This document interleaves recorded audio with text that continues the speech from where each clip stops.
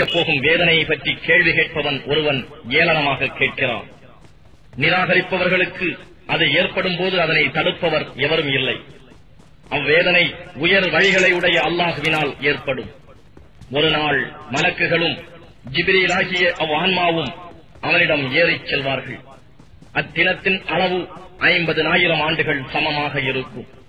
எனவே நீர் அழகிய பொறுமையுடன் பொறுப்பீராக. நிச்சயமாக அவர்கள் அதை வெகு தூரமாக காண்கின்றனர். ஆனால் நாமோ அதனை வெகு சமீபமாக காண்கிறோம்.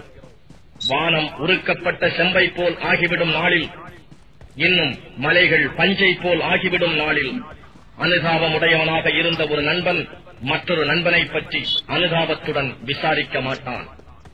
அவர்கள் நேருக்கு நேர் காண்பார்கள், ஆனால் விசாரித்துக் கொள்ள மாட்டார்கள். அந்நாளின் வேதனைக்கு ஈடாக குற்றவாளி ஈடுகொடுக்க பிரியப்படுவான்.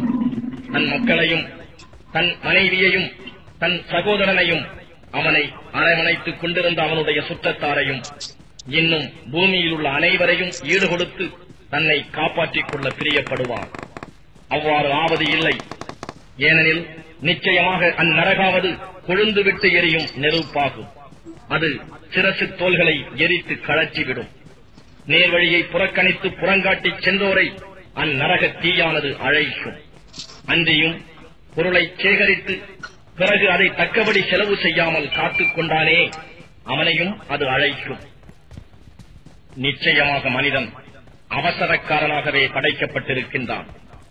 அவனை ஒரு கெடுதி தொட்டுவிட்டால் பதறுகிறான்.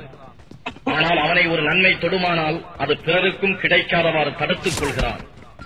தொழுகையாளிகளை தவிர, அதாவது தம் தொழுகையின் மீது நிலைத்திருக்கின்றார்களே அவர்கள். மேலும் அவர்கள்